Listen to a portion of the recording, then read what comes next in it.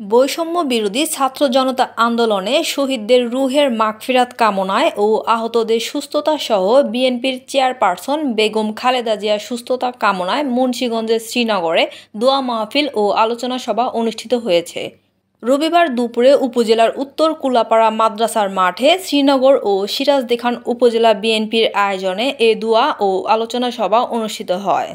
মুন্সিগঞ্জ জেলা বিএনপির আহ্বায়ক কমিটির সদস্য ও শ্রীনগর উপজেলা পরিষদের সাবেক চেয়ারম্যান আলহাজ মোমিন আলীর সভাপতিত্বে প্রধান অতিথি ছিলেন মুন্সিগঞ্জ জেলা বিএনপির আহ্বায়ক কমিটির সদস্য ও সিরাজদিখান উপজেলা বিএনপির সাবেক সভাপতি আব্দুল কুদ্দুস ধীরন। মুন্সিগঞ্জ জেলা বিএনপির আহ্বায়ক কমিটির সদস্য দেলোয়ার হোসেনের সঞ্চালনায় উপস্থিত ছিলেন সিরাজদিখান উপজেলা বিএনপির সাবেক সাধারণ সম্পাদক আওলাদ হোসেন, সাবেক সদস্য সচিব আলী আনসার মোল্লা, শ্রীনগর উপজেলা বিএনপির উপদেষ্টা ইমরান হোসেন সুবুস, সহসভাপতি আমিনুল ইসলাম খান লিয়াকত, সাবেক মহিলা vice chairman Jahanara Begum, BNP নেতা কফিল ব্যাপারী সহ বিএনপি ও অঙ্গ সংগঠনের নেতাকর্মীরা। জাতীয় প্রোগ্রাম আছে, ওখানে ছাত্রলীগ আন্দোলনের মাধ্যমে আমাদের একটা প্রোগ্রাম সাজা হয়েছে। এই জন্য আজকে আমরা একটা প্রস্তুতি আলোচনা সভা দিয়েছি।